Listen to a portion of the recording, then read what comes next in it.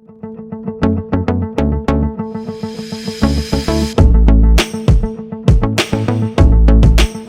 Dear friends and students, कैसे हैं आप लोग। वो भी वाला गुड। और मैं से को आपने थंबनेल देख ही लिया और आप समझ चुके हैं कि आज हम किस टॉपिक को डिस्कस करने वाले हैं। जी हाँ, हम कंटिन्यू कर रहे हैं उसी सीरीज को जहां पर हमने अपनी फर्स्ट बुक क्लास 12 के सभी एमसीक्यू क्वेश्चंस को डिस्कस कर लिया था और आज से हम डिस्कस करेंगे इसी सीरीज में सेकेंड बुक के सभी बेस्ट एमसीक्यू क्वेश्चंस को, जो कि आपके अपकमिंग एग्जाम में आपके लिए बहुत ज़्यादा हेल्पफुल होने वाले हैं। और अगर आप न्यू है इस चैनल पे तो प्लीज़ हमारे चैनल को लाइक करें, सब्सक्राइब करें और अपने फ्रेंड्स और फैमिली के साथ शेयर करना बिल्कुल ना भूलें, क्योंकि इस तरीके की एजुकेशनल वीडियोस जो है वो हमारे इस चैनल पर आपको मिलती रहेगी। और अगर आपको चाहिए वो डाटा जिससे हम पढ़ाते हैं तो फॉलो करें हमारे टेलीग्राम चैनल को। इसका लिंक जो है वो मैं नीचे डिस्क्रिप्शन में दे दूंगा। और जितने भी इंपॉर्टेंट पीडीएफ डॉक्यूमेंट्स हैं अदर सब्जेक्ट के लिए वो भी आपको हमारे इसी टेलीग्राम चैनल पे मिल जाएंगे। और आज के इस पर्टिकुलर लेक्चर में हम डिस्कस करेंगे क्लास 12 की सेकंड बुक के फर्स्ट चैप्टर को, जिसका नाम है राष्ट्र निर्माण की चुनौतियां। तो चलिए without wasting any more time शुरू करते हैं हम अपनी आज की क्लास मेरे यानी लेक्चरर उदय कुमार के साथ।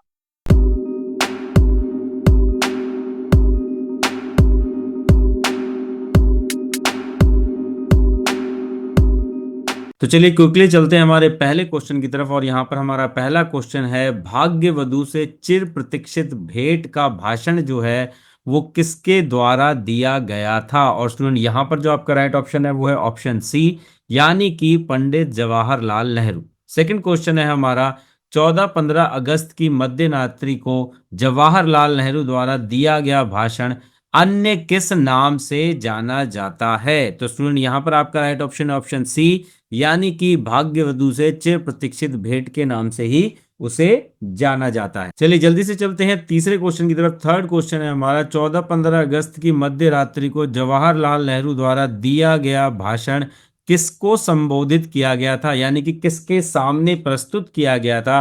तो स्टूडेंट यहाँ पर हमारा राइट ऑप्शन है ऑप्शन ए, यानी संविधान सभा को ये संबोधित किया गया था। क्वेश्चन नंबर 4 है, हिंदुओं के लिए हिंदुस्तान तथा मुसलमानों के लिए पाकिस्तान का लक्ष्य को ध्यान में रखते हुए द्विराष्ट्र सिद्धांत का प्रतिपादन जो है वो किसके द्वारा दिया गया था, यानी कि इसकी मांग जो है वो किसके द्वारा उठाई गई थी। तो यहाँ पर आपका राइट ऑप्शन है ऑप्शन ए, यानी कि जिन्ना के द्वारा ही इस मांग को उठाया गया था। क्वेश्चन नंबर 5 है, स्वतंत्रता के बाद भारत में रहने वाले लोगों को क्या आकांक्षाएं थी। तो देखिए यहाँ पर जो आपका राइट ऑप्शन है वो है ऑप्शन डी, यानी कि ए और बी जो हैं वो दोनों सही हैं। तो एक बार आप इसे जरूर पढ़ लें। क्वेश्चन नंबर 6 है, भारत का विभाजन किस आधार पर हुआ था, यानी कि वो क्या बेसिस थे। तो स्टूडेंट यहाँ पर आपका राइट ऑप्शन है ऑप्शन ए, यानी कि धर्म के आधार पर। चलिए क्विकली चलते हैं नेक्स्ट क्वेश्चन की तरफ। हमारा नेक्स्ट क्वेश्चन जो है वो है क्वेश्चन नंबर 7। और यहाँ पर हमने 2-3 क्वेश्चन को एक जगह लिया है क्योंकि इनका आंसर जो है वो सेम आने वाला है। तो चलिए जल्दी से पढ़ते हैं पहले क्वेश्चन को, जो कि हमारे 7th में है। निम्न में से किसने रजवाड़ों के शासकों को भारतीय संघ में शामिल होने के लिए मनाने समझाने में ऐतिहासिक भूमिका निभाई। अथवा में एक और क्वेश्चन है, निम्नलिखित नेताओं में से किसने देशी रियासतों को भारतीय संघ में मिलाने में महत्वपूर्ण भूमिका निभाई। और यहाँ पर अथवा में एक और क्वेश्चन जो है वो यहीं पर आपको देखने को मिलेगा और क्वेश्चन है, रजवाड़ों के विलय में सबसे अधिक महत्वपूर्ण भूमिका जो थी वो किसने निभाई। तो स्टूडेंट इन सभी क्वेश्चंस का जो आंसर है वो है ऑप्शन बी, यानी कि सरदार वल्लभ भाई पटेल, जिन्हें हम लौह पुरुष के नाम से भी जानते हैं। क्वेश्चन नंबर 8 जो है यहाँ पर भी हमने 3-4 क्वेश्चंस को एक जगह लिया है क्योंकि इनका आंसर कॉमन है। और यहाँ पर क्वेश्चन है, भारतीय राजनीतिक इतिहास में राष्ट्रवाद, परिवर्तक तथा यथार्थवाद, जिसे हम एनसीआर के नाम से भी जानते हैं, का सम्मिश्रण किसे जाना जाता है। अथवा करके है, भारत के प्रथम उप प्रधानमंत्री कौन थे।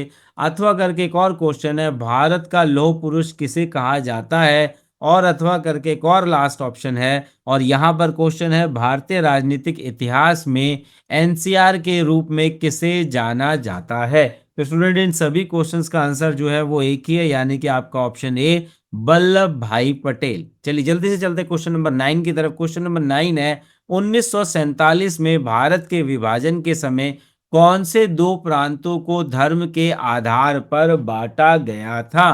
तो स्टूडेंट यहाँ पर आपका राइट ऑप्शन है ऑप्शन ए, यानी कि पंजाब और बंगाल ही वो राज्य थे जिन्हें धर्म के नाम पर विभाजित किया गया। क्वेश्चन नंबर 10 है, धार्मिक बहुसंख्या के आधार पर विभाजन में क्या क्या दिक्कतें जो थी वो हमें आई थी? तो स्टूडेंट यहाँ पर आपका ऑप्शन है सी, यानी कि ए और बी जो है वो दोनों पॉइंट सही है। तो एक बार आप इन दोनों पॉइंट्स को जरूर पढ़ लिए। चलिए हम बढ़ते हैं अगले क्वेश्चन की तरफ, और हमारा अगला क्वेश्चन है क्वेश्चन नंबर 11, और क्वेश्चन है द्विराष्ट्र का सिद्धांत का संबंध निम्न में से किससे है? तो स्टूडेंट यहाँ पर जो आपका राइट ऑप्शन है वो है ऑप्शन डी, यानी कि उपरोक्त सभी जो हैं उन सभी का संबंध किससे है? द्विराष्ट्र से है। क्वेश्चन नंबर 12 है, देश के विभाजन से प्रभावित दो राज्यों का नाम बताएं। ऐसे कौन से दो राज्य हैं जो विभाजन में सबसे ज्यादा प्रभावित हुए? तो यहाँ पर आपका राइट ऑप्शन है ऑप्शन ए, यानी कि पंजाब और पश्चिम बंगाल ही वो दो राज्य थे जो विभाजन में सबसे ज्यादा प्रभावित हुए। क्वेश्चन नंबर 13 है, 1947 में भारत के विभाजन के बाद सबसे बड़ी समस्याएं जो थी वो कौन सी थी? तो स्टूडेंट यहाँ पर आपका राइट ऑप्शन है ऑप्शन सी, यानी कि राष्ट्रीय अखंडता की जो समस्या थी वो सबसे बड़ी समस्याओं में से एक थी। चलिए जल्दी से चलते क्वेश्चन नंबर 14 की तरफ। क्वेश्चन नंबर 14 है, भारत का विभाजन हर किसी के लिए दर्दनाक साबित हुआ क्योंकि? तो स्टूडेंट यहां पर जो आपका राइट ऑप्शन है वो है ऑप्शन डी, यानी कि उपरोक्त सभी। तो एक बार आप इन तीनों ही पॉइंट्स को अच्छे से पढ़ जरूर लें। नेक्स्ट हमारा क्वेश्चन है क्वेश्चन नंबर 15, और क्वेश्चन है निम्न में से कौन सा कथन भारत के सांप्रदायिक सौहार्द बनाए रखने की दिशा में मौलाना अबुल कलाम आजाद की भूमिका से संबंधित नहीं है? तो स्टूडेंट यहां पर जो आपका राइट ऑप्शन है ऑप्शन सी, यानी कि देश के विभाजन के समर्थक वो नहीं थे, उन्होंने इसका विरोध किया था। नेक्स्ट हमारा क्वेश्चन है क्वेश्चन नंबर 16, और यहाँ पर क्वेश्चन है निम्न कथन में से कौन सा 1947 में हुए भारत के विभाजन के परिणामों को सही से परिभाषित करता है? तो स्टूडेंट यहाँ पर अगेन आपका राइट ऑप्शन है ऑप्शन डी, और ऑप्शन है उपरोक्त सभी। लेकिन आप एक बार इन सभी पॉइंट्स को पढ़ जरूर लेंगे। नेक्स्ट क्वेश्चन है क्वेश्चन नंबर 17, और यहां पर पूछा गया है कि भारत के विभाजन से उत्पन्न समस्याएं हैं, तो कौन कौन सी समस्याएं थी? तो यहां पर अगेन आपका राइट ऑप्शन है उपरोक्त सभी, यानी कि भौगोलिक दूरी की समस्या थी, गैर मुस्लिम अल्पसंख्यकों की भी समस्या थी, और साथ ही साथ शरणार्थियों की भी समस्या थी। चलिए जल्दी से चलते हैं नेक्स्ट क्वेश्चन की तरफ। हमारा नेक्स्ट क्वेश्चन है क्वेश्चन नंबर 18, कि विभाजन के दौरान भारत को निम्न में से किन समस्याओं का सामना करना पड़ा? तो सुनो यहाँ पर अगेन आपका राइट ऑप्शन है ऑप्शन डी, यानी कि उपरोक्त सभी। क्वेश्चन नंबर 19 है, आजादी के समय किन बातों पर सबकी जो थी वो सहमति थी? तो स्टूडेंट यहाँ पर आपका जो राइट ऑप्शन है वो है ऑप्शन डी, यानी कि ए और बी दोनों ही पॉइंट जो हैं वो सबकी सहमति वाले थे। क्वेश्चन नंबर 20 है, देश के विभाजन का लोगों पर क्या प्रभाव पड़ा? तो स्टूडेंट यहाँ पर आपका राइट ऑप्शन ऑप्शन डी, यानी कि उपरोक्त सभी। तो चलिए एक बार इस वाले क्वेश्चन को जरूर देख लेते हैं क्योंकि इंपॉर्टेंट क्वेश्चन है, और यहाँ पर ए ऑप्शन दे रखा है, लोग अपने ही देश में बेगाने हो गए थे। तो ये बिल्कुल सही ऑप्शन है।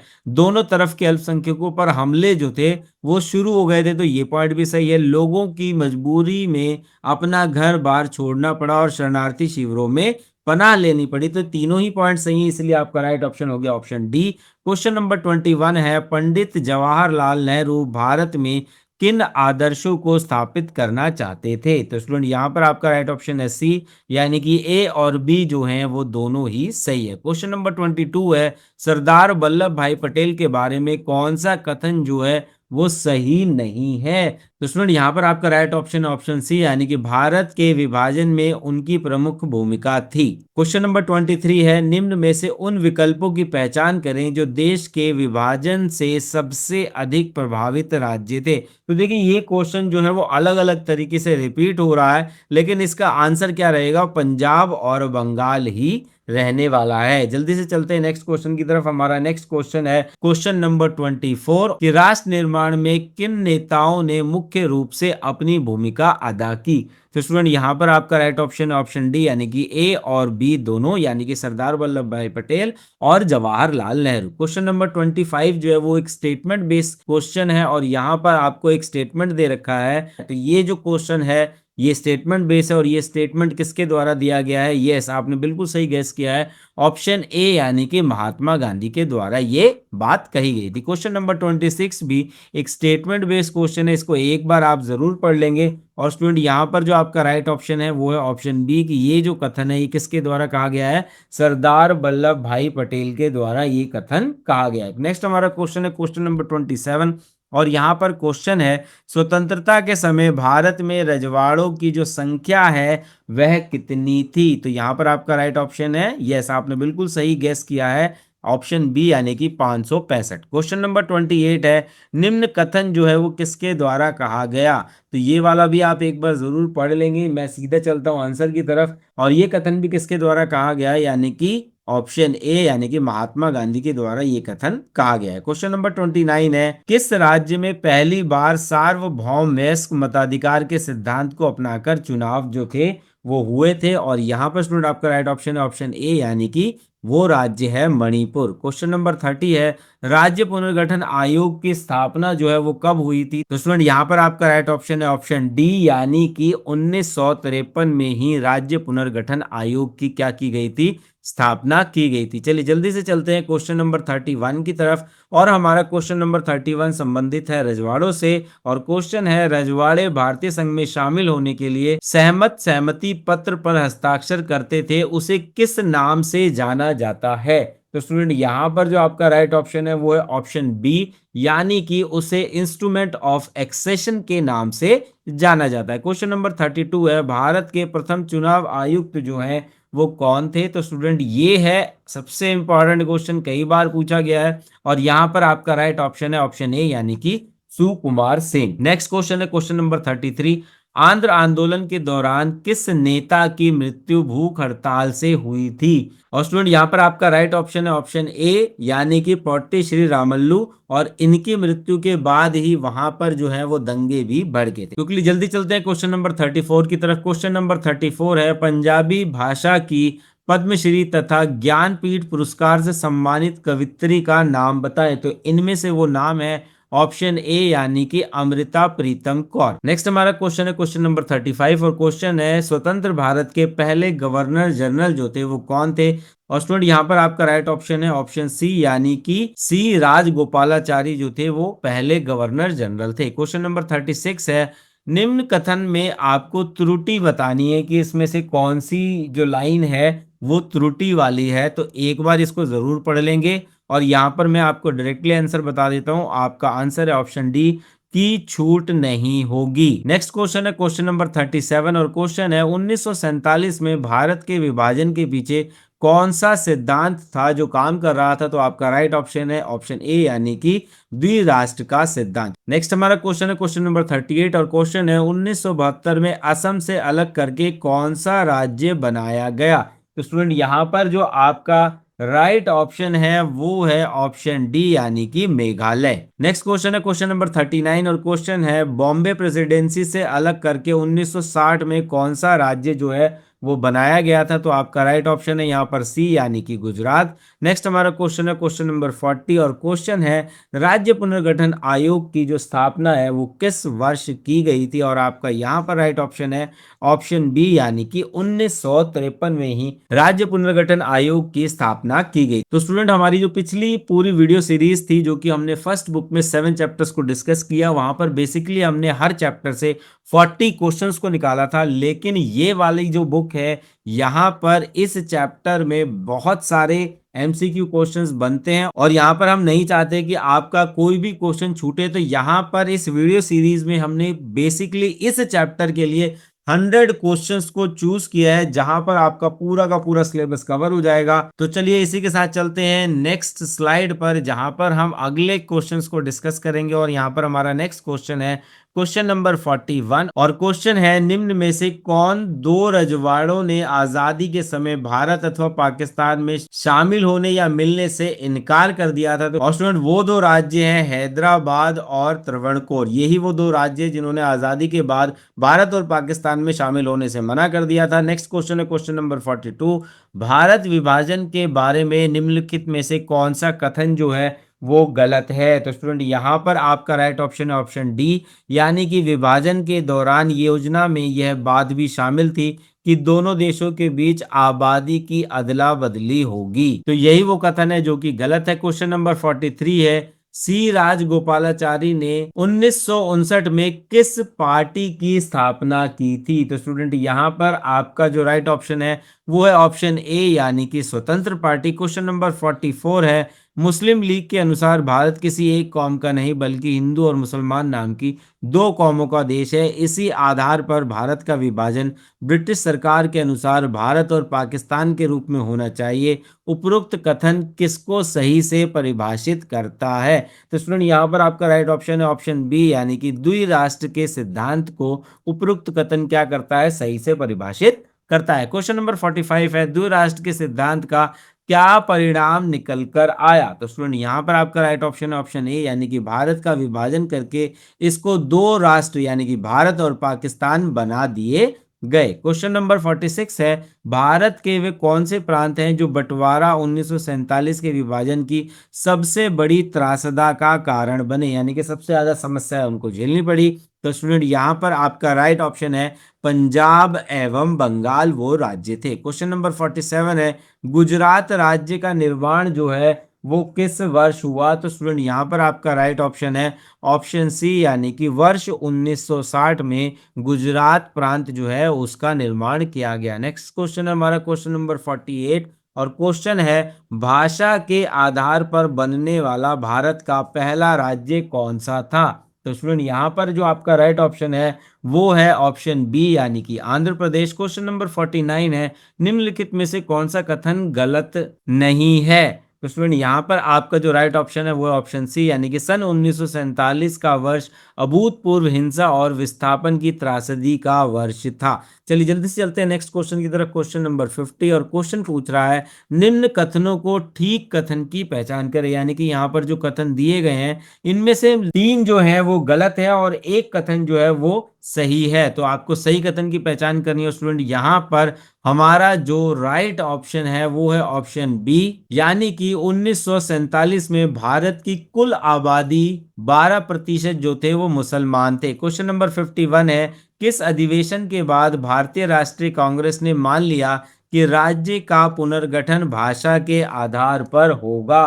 तो स्टूडेंट यहाँ पर जो आपका राइट ऑप्शन है वो है ऑप्शन ए, यानी कि नागपुर अधिवेशन 1920। नेक्स्ट हमारा क्वेश्चन है क्वेश्चन नंबर 52 और क्वेश्चन है, भारत में 1956 में भाषा के आधार पर राज्यों का पुनर्गठन क्यों किया गया था? तो स्टूडेंट यहाँ पर आपका जो राइट ऑप्शन है वो है ऑप्शन सी, यानी कि केवल ए सही है और बी जो है यहाँ पर गलत है। क्वेश्चन नंबर 53 है, किस आयोग ने अपनी रिपोर्ट में राज्यों की सीमा का निर्धारण वहां बोले जाने वाली भाषा के आधार पर करने की जो है वो सिफारिश की थी? तो स्टूडेंट यहाँ पर आपका राइट ऑप्शन है ऑप्शन बी, यानी कि राज्य पुनर्गठन आयोग ही वो आयोग था जिसके द्वारा भाषा के आधार पर राज्यों का पुनर्गठन किया गया। क्वेश्चन नंबर 54 है, भारत में समाजवादी दल का गठन कब हुआ? तो स्टूडेंट यहाँ पर आपका राइट ऑप्शन है ऑप्शन सी, यानी कि 1948। तो चलिए इसी के साथ चलते हैं नेक्स्ट क्वेश्चन की तरफ। हमारा नेक्स्ट क्वेश्चन है क्वेश्चन नंबर 55 और यहाँ पर क्वेश्चन जो है वो देसी रियासतों से संबंधित है। देसी रजवाड़ों के बारे में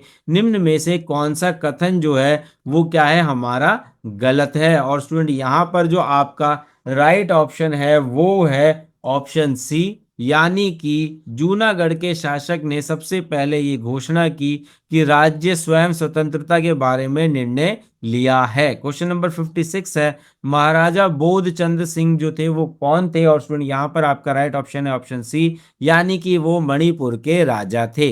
नेक्स्ट क्वेश्चन है क्वेश्चन नंबर 57 और क्वेश्चन पूछा गया, स्वतंत्रता के पश्चात भारतीय नेता भाषा के आधार पर प्रांतों को बनाने के सिद्धांत को अपनाने में क्यों हिचकिचा रहे थे? और स्टूडेंट यहाँ पर जो हमारा राइट ऑप्शन है वो है ऑप्शन डी, यानी कि उपरोक्त सभी। चलिए जल्दी से चलते क्वेश्चन नंबर 58 की तरफ। क्वेश्चन नंबर 58 है, हालांकि 1950 के दशक में देश के शेष हिस्सों में भाषाई आधार पर पुनर्गठन किया गया था, लेकिन पंजाब को 1966 तक प्रतीक्षा करनी पड़ी, और ऐसा क्यों हुआ? और स्टूडेंट यहाँ पर जो आपका राइट ऑप्शन है वो है ऑप्शन डी, यानी कि उपरोक्त सभी पॉइंट जो हैं वो इसके लिए जिम्मेदार है। एक बार इन पॉइंट्स को जरूर पढ़ लें, मोस्ट इंपॉर्टेंट क्वेश्चन है, और ये जो क्वेश्चन है ये आपसे 2 या 4 मार्क्स में भी पूछे जा सकते हैं। नेक्स्ट हमारा क्वेश्चन है क्वेश्चन नंबर 59, और क्वेश्चन है भारत ने निम्न में से कौन से आधार पर संयुक्त राष्ट्र संघ के पुनर्गठन का समर्थन किया है? और स्टूडेंट यहाँ पर आपका राइट ऑप्शन है ऑप्शन डी, यानी कि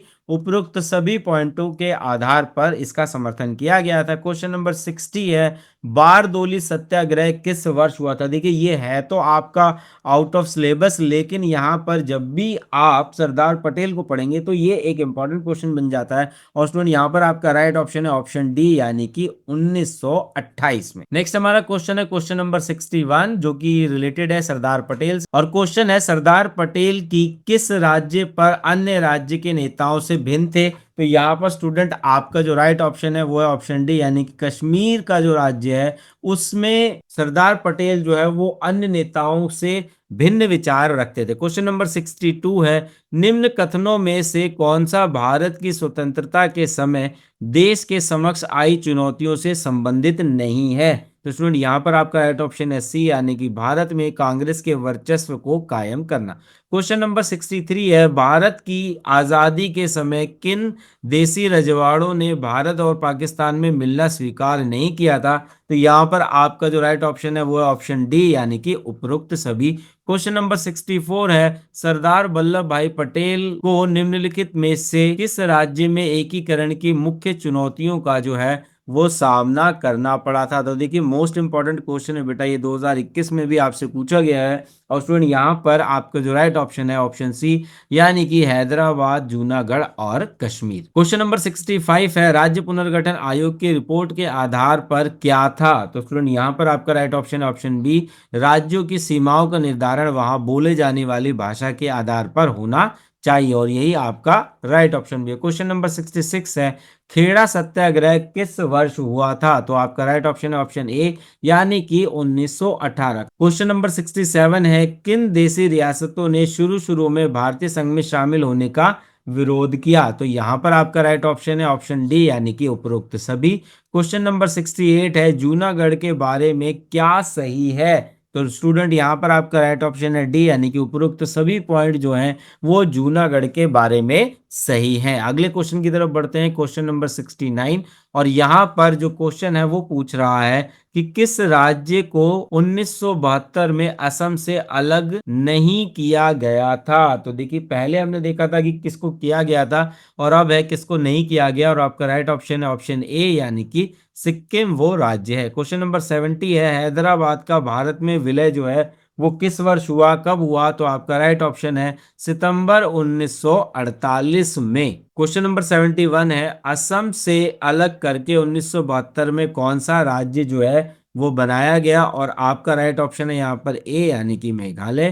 क्वेश्चन नंबर 72 है, भारत की आजादी के समय किन रजवाड़ों ने भारत अथवा पाकिस्तान के साथ मिलने से इनकार कर दिया था? तो स्टूडेंट यहाँ पर आपका राइट ऑप्शन है ए और बी, यानी कि हैदराबाद और त्रावणकोर। नेक्स्ट क्वेश्चन है क्वेश्चन नंबर 73, और क्वेश्चन है किस वर्ष अलग तेलंगाना राज्य जो है वो बनाया गया? और यहाँ पर आपका राइट ऑप्शन है ऑप्शन बी, यानी कि 2012 में। देखिए मोस्ट इंपॉर्टेंट क्वेश्चन है, और इसीलिए ये आने के चांसेस भी ज्यादा हो जाते हैं। क्वेश्चन नंबर 74 है, निम्नलिखित में से किसे पुलिस कार्रवाई द्वारा पुर्तगालियों से मुक्त करवाया गया था? तो वो राज्य है बेटा ऑप्शन सी, यानी कि गोवा। क्वेश्चन नंबर 75 है, 1947 की अवधि में कम्युनिस्ट ताकतों का विरोध करने के लिए हैदराबाद निजाम द्वारा गठित सैनिक बल का नाम क्या था? तो स्टूडेंट उसका नाम था ऑप्शन ए, यानी कि उन्हें रजाकार के नाम से जाना जाता था। क्वेश्चन नंबर 76 है, किस वर्ष आंध्र प्रदेश राज्य का गठन हुआ? तो यहां पर आपका राइट ऑप्शन है ऑप्शन ए, यानी कि 1952 में। क्वेश्चन नंबर 77 है, धर्म के आधार पर किन देशों की सीमा का निर्धारण किया गया? तो यहां पर स्टूडेंट्स आपका राइट ऑप्शन है ऑप्शन ए, यानी कि भारत एवं पाकिस्तान। 78 है, राज्यों के बंटवारा के आधार जो थे वो क्या थे? तो यहाँ पर आपका जो राइट ऑप्शन है वो क्या है उपरोक्त सभी जो है वही आपका राइट आंसर। नेक्स्ट हमारा क्वेश्चन है क्वेश्चन नंबर 79 और क्वेश्चन है स्वतंत्र भारत के नेता राजनीति को समस्या के रूप में नहीं देखते थे, वे राजनीति को समस्या के समाधान के उपाय मानते थे। क्या आप इस कथन से सहमत हैं? तो जी हाँ, मैं तो इस कथन से सहमत हूं, इसलिए इसका राइट ऑप्शन है ऑप्शन ए। हमारा नेक्स्ट क्वेश्चन है क्वेश्चन नंबर 80 और क्वेश्चन है बंटवारे ने विरासत में क्या दिया? तो स्टूडेंट यहाँ पर जो आपका राइट ऑप्शन है क्या है? ऑप्शन डी, यानी कि उपरोक्त सभी सांप्रदायिकता, हिंसा भी हमने देखी, पुनर्वास की समस्या को भी हम देख सकते हैं, और गरीबी तो एक मुख्य समस्या के रूप में हमारे सामने मुंह खोले रहती ही है। क्वेश्चन नंबर 81 है चीन के समर्थक साम्यवादी दल को किस नाम से जाना जाता है? तो स्टूडेंट उसे जाना जाता है मार्क्सवादी भारतीय कम्युनिस्ट पार्टी, यानी कि आपका ऑप्शन बी। क्वेश्चन नंबर 82 है सन 1947 में सांप्रदायिक दंगे जो है वो कहां पर हुए? तो आपका राइट ऑप्शन है ऑप्शन डी, यानी कि दिल्ली और लाहौर, जो कि आपका ऑप्शन ए और बी है। क्वेश्चन नंबर 83 है संविधान के अंतर्गत किसे विशेष सुरक्षा प्रदान की गई थी? तो स्टूडेंट यहाँ पर आपका राइट ऑप्शन है ऑप्शन सी, यानी कि ए और बी जो है इन दोनों को ही प्राप्त थी। क्वेश्चन नंबर 84 है स्वतंत्रता प्राप्ति के बाद भारत के सामने कौन कौन सी चुनौतियां थी? तो यहाँ पर स्टूडेंट आपका राइट ऑप्शन है ऑप्शन डी, यानी कि उपरोक्त सभी जो थी वो एक चुनौती के रूप में हमारे सामने खड़ी थी। क्वेश्चन नंबर 85 है राज्य पुनर्गठन अधिनियम को कब लागू किया गया? तो स्टूडेंट इसे लागू किया गया 1 नवंबर 1956 को, और इसीलिए सी जो है वो आपका राइट ऑप्शन है। क्वेश्चन नंबर 86 है राष्ट्र निर्माण का उद्देश्य क्या होता है? तो स्टूडेंट यहां पर आपका जो राइट ऑप्शन है वो है ऑप्शन ए, लोगों में राष्ट्रीय चेतना का विकास करना ही राष्ट्र निर्माण का सबसे प्रथम उद्देश्य होता है। क्वेश्चन नंबर 87 है आजादी के बाद भारत के सामने मुख्य चुनौतियां क्या क्या थी? तो स्टूडेंट यहाँ पर आपका जो राइट ऑप्शन है वो है ऑप्शन ए, यानी कि ऐसे भारत का निर्माण करने की जो एकता के सूत्र में बंधा हो। क्वेश्चन नंबर 88 है स्वतंत्र भारत के पहले भारतीय जनरल गवर्नर कौन थे? तो आपका राइट ऑप्शन है सी, यानी कि सी राजगोपालाचारी। क्वेश्चन नंबर 89 है महात्मा गांधी द्वारा दिल्ली में रखे गए उपवास का क्या प्रभाव पड़ा? तो यहाँ पर स्टूडेंट आपका राइट ऑप्शन है ऑप्शन सी, यानी कि ए और बी जो है वो दोनों ही प्रभावों के रूप में देखे जा सकते हैं। जल्दी से चलते हैं हमारे नेक्स्ट क्वेश्चन की तरफ। हमारा नेक्स्ट क्वेश्चन है क्वेश्चन नंबर 90 और यहाँ पर हमने कुछ बेसिक क्वेश्चंस को एक जगह कर लिया है, और यहाँ पर पहला क्वेश्चन जो है वो है स्वतंत्रता आंदोलन के उस नेता का नाम बताइए जिनको सीमांत गांधी भी कहा जाता है। निम्न में से किसे सीमांत गांधी के नाम से जाना जाता है? पश्चिमोपरांत सीमांत गांधी के निर्विवादित नेता का नाम क्या है? तो स्टूडेंट इन सभी क्वेश्चंस के लिए जो आपका आंसर रहेगा वो रहेगा ऑप्शन ए, यानी कि खान अब्दुल गफार खान। क्वेश्चन नंबर 19 है पोट्टी श्री रामल्लू के बारे में क्या सही है? तो यहाँ पर स्टूडेंट जो आपका राइट ऑप्शन है वो है ऑप्शन डी, यानी कि उपरोक्त सभी पॉइंट जो है वो उनके बारे में सही है। क्वेश्चन नंबर 92 है भारत को एकता के सूत्र में बांधना क्यों कठिन था? तो स्टूडेंट यहाँ पर जो आपका राइट ऑप्शन है इस क्वेश्चन के लिए वो है ऑप्शन डी, यानी कि उपरोक्त सभी। क्वेश्चन नंबर 93 है हैदराबाद रियासत के बारे में क्या बात है जो सही है? तो स्टूडेंट यहाँ पर अगेन आपका राइट ऑप्शन है डी, यानी कि उपरोक्त सभी पॉइंट जो हैं वो हैदराबाद के बारे में सही है। क्वेश्चन नंबर 94 है अंग्रेजों द्वारा रजवाड़ों को क्या स्वतंत्रता प्रदान की गई थी? तो स्टूडेंट यहाँ पर आपका जो राइट ऑप्शन है वो है ऑप्शन ए, कि वे चाहे तो स्वतंत्र रह सकते हैं या भारत अथवा पाकिस्तान में शामिल हो सकते हैं, और इसका विरोध किसके द्वारा किया गया था? सरदार वल्लभ भाई पटेल के द्वारा। क्वेश्चन नंबर 95 है हालांकि 1950 के दशक में देश के शेष हिस्सों में भाषाई आधार पर पुनर्गठन किया गया था, लेकिन पंजाब को 1966 तक प्रतीक्षा क्यों करनी पड़ी? तो स्टूडेंट यहाँ पर आपका राइट ऑप्शन है ऑप्शन डी, यानी कि उपरोक्त सभी जो है वो इसके अंतर्गत शामिल है। जल्दी से बढ़ते हैं हमारे नेक्स्ट क्वेश्चन की तरफ। हमारा नेक्स्ट क्वेश्चन है क्वेश्चन नंबर 96 और यहाँ पर क्वेश्चन है रजवाड़ों के संबंध में ब्रिटिश सरकार ने क्या निर्णय लिया? तो स्टूडेंट यहाँ पर जो ब्रिटिश सरकार द्वारा निर्णय लिया गया उसको सही से परिभाषित करता है ऑप्शन डी, यानी कि उपरोक्त सभी जो हैं वो निर्णय में शामिल थे। क्वेश्चन नंबर 97 है आजादी के बाद भारतीय नेता भारतीय संघ राज्यों को भाषाई आधार पर पुनर्गठन के सिद्धांत को स्वीकार करने में क्यों संकोच कर रहे थे? तो स्टूडेंट यहाँ पर आपका राइट ऑप्शन है ऑप्शन सी, यानी कि ए और बी जो है वो दोनों इसके लिए सही ऑप्शन है। क्वेश्चन नंबर 98 है, हैदराबाद के निज़ाम का विरोध किसके द्वारा किया गया था? तो यहाँ पर स्टूडेंट आपका जो राइट ऑप्शन है वो है ऑप्शन डी, यानी कि उपरोक्त सभी के द्वारा उसका विरोध किया गया था। क्वेश्चन नंबर 99 है, 1953 में राज्य पुनर्गठन आयोग द्वारा की गई मुख्य सिफारिश जो थी वो कौन सी थी? तो स्टूडेंट यहाँ पर आपका राइट ऑप्शन ऑप्शन ए, यानी कि राज्यों की सीमाओं का निर्धारण वहां बोले जाने वाली भाषा के आधार पर करना। और आज का हमारा लास्ट क्वेश्चन है क्वेश्चन नंबर 100, कि सौराष्ट्र में रजवाड़ों की कुल संख्या जो थी वो कितनी थी? तो स्टूडेंट यहाँ पर आपका जो राइट ऑप्शन है वो है ऑप्शन डी, यानी कि 14 बड़े राज्य और 119 छोटे राज्य। तो आई होप आपको ये पूरा वीडियो लेक्चर बहुत अच्छे से समझ आ गया होगा। तो ये सीरीज जो है ये कंटिन्यूशन रहेगी और हम मिलते हैं आपसे नेक्स्ट वीडियो लेक्चर में, जहां पर हम डिस्कस करेंगे इसी बुक सीरीज के सेकंड चैप्टर को। तो तब तक के लिए जय भीम जय भारत।